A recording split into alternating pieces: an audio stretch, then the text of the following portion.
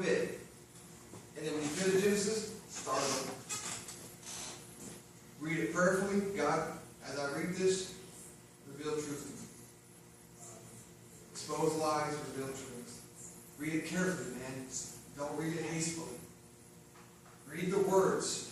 Think about them. Digest them. Let them speak. And repeat it.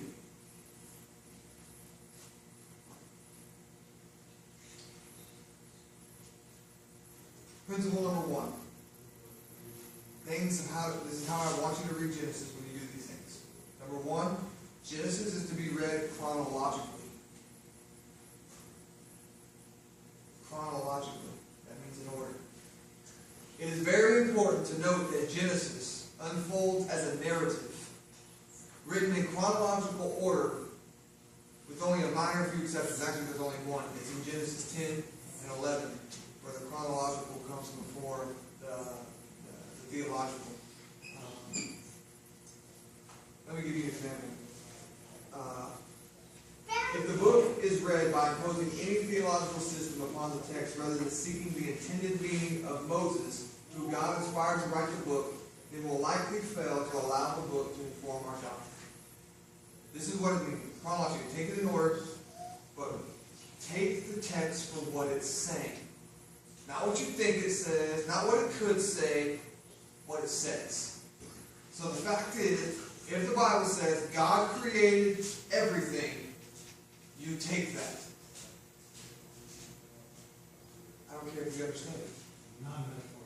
Not it's literal. This is a literal book written by a literal man that historically, literally lived. Genesis, number 1, is to be read chronologically. It's a narrative. It's unfolding. It's a chapter. It's a book. Number 2, Genesis is to be read eschatologically. Listen, this is E-S-C-H, eschatologically. E-S-C-H-A-T-A-L-O-G-I-C-A-L-L-Y. Y'all gonna learn some stuff. What that means is Genesis is to be read like this, with the future in mind. Genesis is always pointing to the future. It's in the beginning, so it's the starting point, but it isn't just in there. It goes somewhere. Genesis is always going somewhere, from one point to another point to another point. That's what it means. Exegetical, all that means is future. Genesis opens with the words "in the beginning," which leans into the future, anticipating the last days in the end of history as we know it. Nearing the end of Genesis, in 49:10, we read about the coming of King Jesus. See, Genesis talks about Jesus. In Genesis 49:10, you can find Jesus, who in the end will rule over all nations of the earth and establish his eternal kingdom. Therefore, Genesis, which is the book of creation beginnings, points forward to the book of Revelation, which is the book of the last days and the creation ruled over by Jesus. Genesis points to Revelation. The beginning always points to an end. If there was a beginning, there'll be an end. If there's a start, there'll be a finish. Genesis points all the way to the end. Points to Jesus sitting on his throne, ruling over everything. Pretty cool. Number 3. Genesis is to be read poetically. Poetically. Genesis is comprised of narrative law, of narrative. That means people speaking to one another. You can read conversations. It's a book of law. The book of genealogy, like it's legit because it gives people. It goes all the way back to whose great-great-great-granddaddy was. They can trace it all the way back. Listen, it's not just biblical. If your friends struggle with this, you can find these genealogies in historical books, in historical context. You know why? Because they took it from the book because it was true. They took it from the Bible because those people existed. Patriarchal books. Exactly. That's good. Good word. You're getting there. As far as poetry is concerned,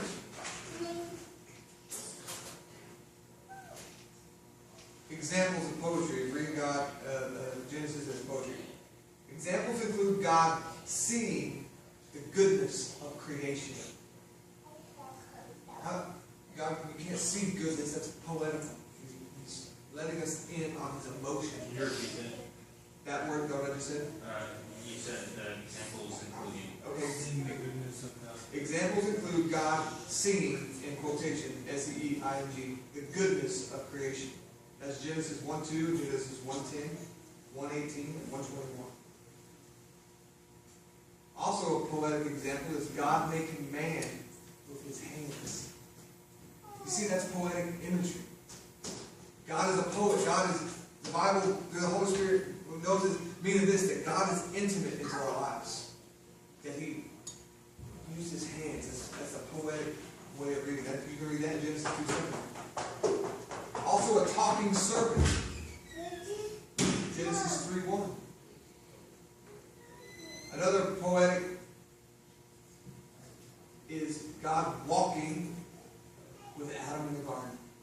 That's poetic. How about this? Abel's blood crying out from the ground. Can blood cry?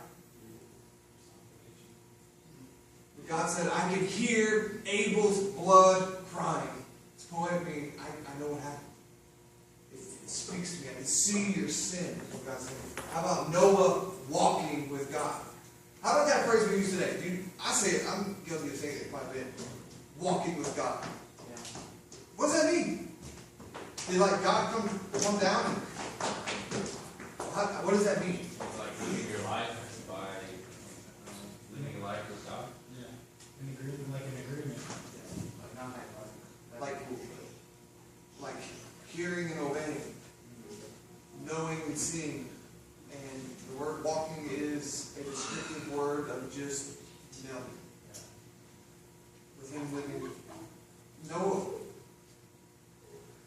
lives his life with God in his mind and in his heart all the time. Even after he sinned. Here's another poetic example. God smelling Noah's sacrifice. When after he sacrificed, after the ark landed, he created he built an altar and sacrificed. He said that the smell was pleasing to God. Yeah, that represents approval. Yes. That's Genesis 8:21 if you want that reference. Meaning God was pleased. That's what it means. He said, man, I can smell it. Like, I see your heart, I see your intention, and I am pleased with you. Cool, huh? How about God as a shield? That's poetic. Like he's not metal, but God, what the Bible's trying to say there is he surrounds you, he protects you, he is strong and durable, and he's in front of you. How about Ishmael was described as a wild donkey of a man. That's Genesis 16:12. You know what the real word If you read the King James Version, it says Ishmael was an ass. Read it. Really? There it is. Yeah. Anybody got King James on their phone? Please, let's just all have a good man that laughs. You got it? No. Just take my word for it. What is it? Genesis 16:12. I giggle when I watch Planet Earth every time David Attenborough says wild ass. Genesis 12. Here it goes. King James Version. It says, and he will be a wild man, and his hand will be against every man, and every man's hand against him, and he shall follow the predator. Oh man, that's the wrong reference. It said 16:12, right? Yeah. That's right. That's Maybe. it. I'll find it. It's probably a different I'll find it later. How about this? Jesus portrayed as a king by a scepter and staff. They're poetic symbols. Number 4, you got to read Genesis. Genesis is to be read narrowly, not broadly. This is what I mean. Stay with me. Genesis is to be read narrowly. I want you to read Genesis like this. Genesis is not a record of history. It is a selective and theological arranged history of primarily a family of people and one piece of land. Got me? It's all about one family, one people, and one land. It's not concerned about what's going on around it. references and instances where God is talking to His people, about His people, where they live. You find it? Genesis 12:16. Read it. And he entreated Abraham, well, for her sake, and he had sheep and oxen, and he asses, and men services, maid services, and she asses, and camels. Do not read that to your wife, please. Can that be a shirt? Yeah. That he is mine. Actually, that's mine.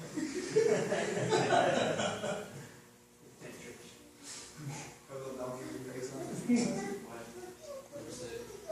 How about this? As you read Genesis, it is important to see the book through a narrow lens, focused close up on a handful of people and places. Nick and I were talking at lunch today. What the Bible has done in Genesis, I'm even going to stand up for a second, is this. God created, now what's the cinematic word? God created everything, and it's a panoramic view. Okay, you get Genesis chapter 1 and 2. It's like, you've been outside the movies. Has anybody seen that one, Interstellar? Yes. Killer movie. So awesome. Crazy ending, killer movie. Loved it. I love it. That's my kind of stuff, man. I live in that kind of world. That view when they're looking out through the window, they see the earth. Okay, that's how you see Genesis 1. From that kind of lens. He's creating everything, and he's standing back going, "Yeah, I did a good job. This is beautiful." Like we do. Like the people do that go in space, even when we see it in movies, we're like, "Man, that's beautiful. I wish I could see it that way." Create Genesis 1. Dude, that's how this, with words, God is intending us to see it, okay?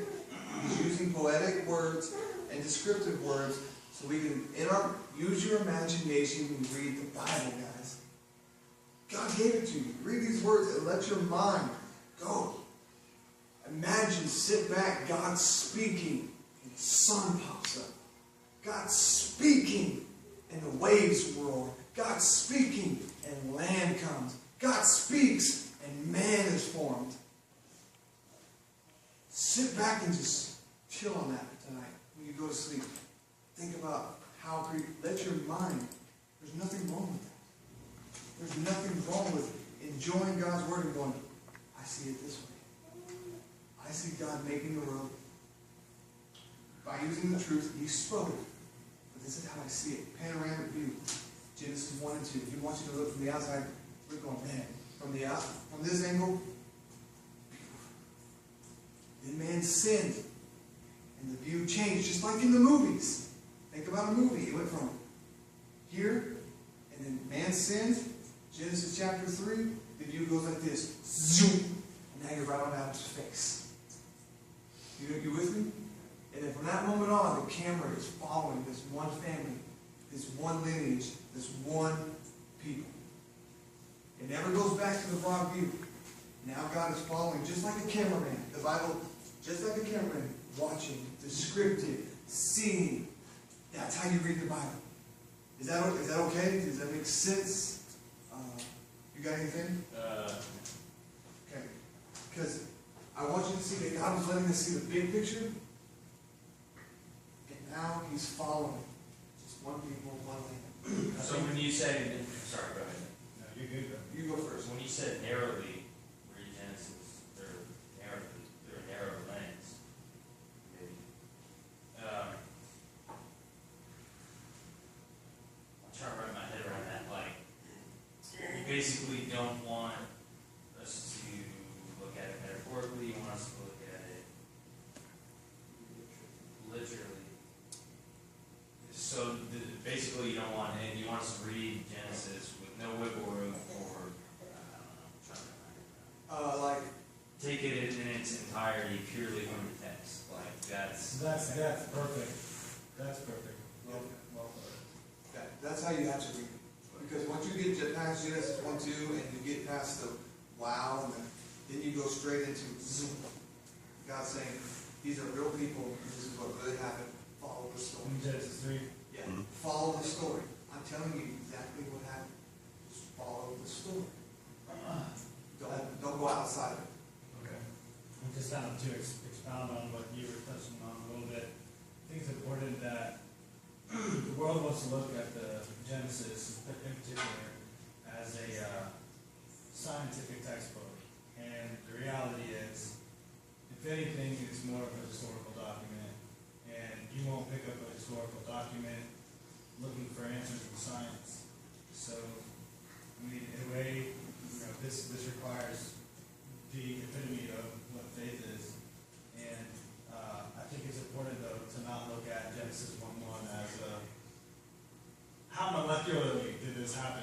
It doesn't describe it in here, so I'm gonna go and find out other ideas on how molecularly, or how from a physicist's standpoint, how it all came about. The reality is, it doesn't say, in my mind, this is not scripture, this is my mind, it doesn't say because God wants you to have faith in Him. You know what I'm saying? Well, physicists, basic, what they think of our universe and everything like that, for like 99.999%, is mostly theoretical, right? Yes. It's just ideas. It can be. This is how I think something happened, and there's all this science to support it, but really, I mean, it's just, at the end of the day, it's really theoretical, right? So there's It's just an idea. There's two different types of well, I mean, there's with physics there's two different types. It's applied. There's there's experimental and then there's applied. And with the applied stuff, it's numbers and math. And so they feel like, with the numbers and math, I can prove it, but the reality is, it's a theory because nothing has actually happened. With the experimental side of it is the stuff that you can prove. And we're gonna get into some of that, man. Like, it's gonna be awesome. Like, I'm not afraid of science.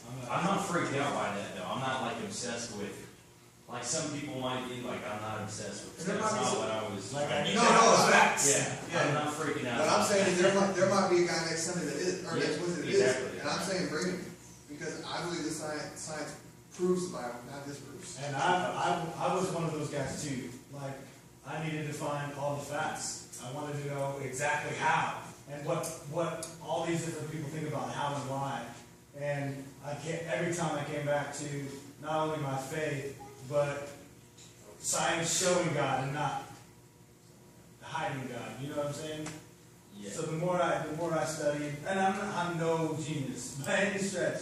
So wrapping my mind around on some of these ideas was really hard and complex. But every time I studied myself, and I've had a lot of talks with Clay. What is his name? Jason's friend. Oh, like a Creighton. Creighton. Yeah. He's like a particle physicist. He's a. What's his last name? He's an organic. What's his last name? Creighton Bowie. Anyway, long, really late nights, that kind of thing. And, I learned a lot from him, but also I learned where my faith lies. And basically, the reality is, do you believe God created it, or don't you? Do you believe in a divine creator, or do you believe that it was there? Come on, man. That's where it is, you know what I'm saying? That's where it lies. Yeah, that's why we preface it. If you struggle with the beginning God created, you'll struggle with every page. Right. You don't nail this down in your faith, that screw science, the devil preaches, man. He's a preacher. He's smart. He's got books. He's smart. He saw creation. He was with God. I believe that in Genesis 1, God created Satan. He created the angels right there. And there's Lucifer, our great enemy, our great adversary. That's what Satan means, adversary. Watches God speak things into existence. He got jelly. And he goes, I want to do that. I want to be that. And he's been watching it ever since. Let's look at it this way, to be read narrowly. Maybe this will help a little bit. Genesis warrants this kind of reading because it simply does not speak about a wide number of people and places, such as the great nation of Texas, which will not appear anywhere in this book. But the primary people in this book revolve around the family line of Adam, Noah, Abraham, Isaac, Jacob, and Joseph. You're going through a family lineage that God chose to reveal himself to and said, I'm going to work through the strangest of people, like you. He's still the same. if a book was written about us, it would read like this. Old Pimply Cody at 15, chasing girls, trying to get his car, and God called him. That's how God works. He doesn't call he calls who he wants to call. But the story of this book follows one family. One family that turns into one of the greatest nations the world has ever known. Principle number 5. We're going to do these 7 principles. You got a question? Number 5. Genesis is to be read descriptively. Descriptively. Does anybody know what the difference is between prescriptive and descriptive text? Yes. Okay. Prescriptive is before they started actually documenting things, right? In the narrative sense, or yes, but I'm talking in the narrative sense. Okay. Let me just think. In the Bible, some texts are prescriptive. Sometimes you'll read the Bible, prescriptive meaning this. The Bible tells you what you should do. That's prescriptive. Let me give you some examples.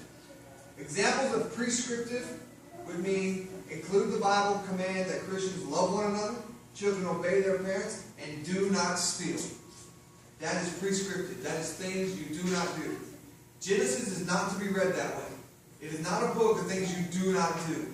Genesis is to be read descriptively, which means this. Descriptive texts tell us what someone did. I love this. I love this text. Genesis is meant to do this for us, Father. Tells us what someone else did and leaves it up to the reader to determine if they should do the same. Bam. Wow.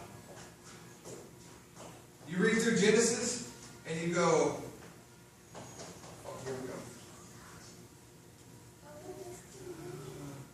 Examples of descriptive text, which means see what someone else did, read about what someone else did, leave it up to the reader, us guys, to determine if they should do, if we should do the same. Examples would include Lot's daughters getting him drunk to have sex with him. As you read that text, you read it descriptively. Not, I shouldn't do that, but you see what happens and you go, should I do that? Is that right? Is that wrong? Is that God telling you not to do something? No, but as you read it, you go, that's wrong. Should I drink? Yeah, where's Jerry Springer? But that's because the Bible's not, Genesis is descriptive. How about this? Dinah's brothers slaughtering a town of men for the rape of their sister. This girl had two brothers. They were in this town. She got raped. And the two brothers were, listen to the Bible, they didn't just kill them. Read the Bible. You know what they did first? They cut off their man parts. For raping their sister. Genesis, bro. Read it. We're going to get there. We're not going to skip a verse. That's descriptive. The Bible, it doesn't ignore the facts. It lays it out there. It's not saying that's right or wrong. It's just telling you what happened. And leaving it up to you to say, with the Holy Spirit, will tell you, God gave you a confidence, and as Christians, the Spirit can go, yeah, rape is wrong, but the way they responded is wrong. Where lies the truth about it? How do we handle that situation? Causes you to contemplate. How about this? And Judas hanging himself. Nowhere in the Bible does the Bible say, do not kill yourself. There's descriptive references of it, and every time you see someone kill themselves, it's because sin took them to the lowest point, the most wrong decisions. And the Bible never says don't do it, but as you read it, you go, that's the result of all these other decisions you made prior. Does that make sense? Don't worry about him. So you won't see in Genesis where it says, thou shalt not commit suicide.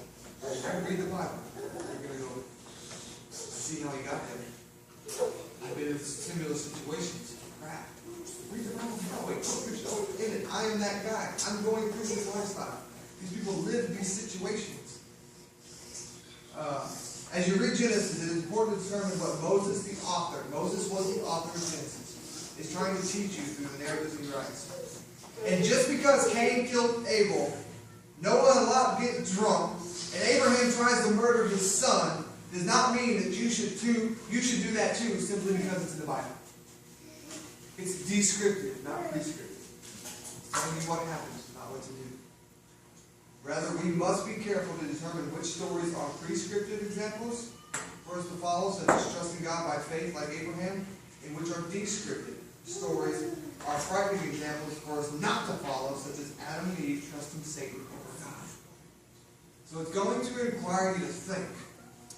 Like, is this text that I'm reading as we go through this, is this prescriptive? Is this telling me what I should and shouldn't do? Or is it descriptive? Just telling me what happened. You have to read the Bible that way. You have to learn to identify the differences. Like, this does not give you the right the next time that you hear somebody raping somebody, or does not give you the right to go storming into their apartment and blow their head off. That's what the Bible is saying. That's tell you what happened. That was not what's allowed. Principle number 6. Prescriptive and descriptive, guys, is going to be very important when you study Genesis. And I'll try to differentiate the two as we go through. Nick hit on this earlier. Genesis is to be read patriarchally. That is a weird word. Patriarchal. Patriarchs. In Genesis, man was made first. I like to know ladies. Men. God made us first. Doesn't make it no better. But listen, God made man first and gave dominion to man over all creation. And woman was to help him have dominion. You know what God... This is what I think we talked about a little bit. I definitely talked to Matt a lot about it and really helped him with Genesis. More that. Yeah, is that God created everything we have for us. You guys get that? For us. Not for himself. He don't need it. Everything that's good in this world, man. For us. He said, listen, Adam, this whole world I've given you, it's yours, bro. Happy birthday. It's not a new car. Here's a new world. Here's a new wife. Sleep with her all you want. Have a bunch. Be a rabbit. Make a lot of kids. Have fun. Work in the garden. Be naked. You know.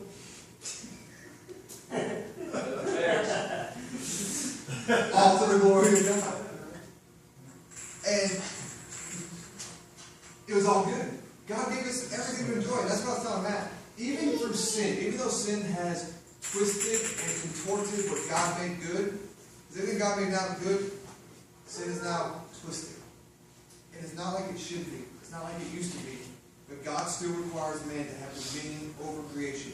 And the first thing you must dominate, listen to me. The first thing we as men, I'm glad it's men, because this is where we get a little real here. First thing we got to dominate as men, the very first thing we have to dominate as men in all of creation, guess what, guys? Is ourselves. You better learn to dominate self by killing self. Oh man, there's one of those prescriptive, descriptive texts. What's he saying? Go hang yourself? No, I'm saying that your flesh. God called Adam to have dominion over himself. Listen, if Adam would have had dominion over himself, the fall would have never happened. Because he would have led his life like he should have. Guys, we get in trouble, Blaze. Dustin, the guys in here that are married, you know what we get in trouble? Is when we quit leading. Quit leading. And let them lead. What do you do when you have a dominated wife? Go ahead. It's embarrassing to say, but in all honesty, actually, she kind of dominated, And I have a hard time. I would sit back and consider circumstances. I would sit back and consider your history as a couple. I would sit back and consider her emotions. I would sit back and consider the sin that may be causing her to react and feel that. There's a way to lead with feeling like, You're leading right now. yeah, exactly. Without them feeling like they're leading, you can still lead. You are leading right now, and I'm proud of that because she's not here, but you're here. Yeah. That's leading. That's leading. Make me a sandwich. Screw you, eat it. That's not leading. You're not her boss. She's your helper, your helpmate. She is. Let's go make a sandwich together. Oh, that's how it's supposed to be. And she gives you the attitude. Okay, baby, I'll go make it. But I sure don't like that tone. Just saying. You could talk to me nicer. Hey, that's how Dina handles stuff. Seriously, you a little bit, living with me. We get a little snarky just because of the tension. And I'll say, I sure don't appreciate that tone. Or I don't appreciate the talk. Or she'll say, why are you being so rude to me? And I know right then, I have to change. Leading is serving.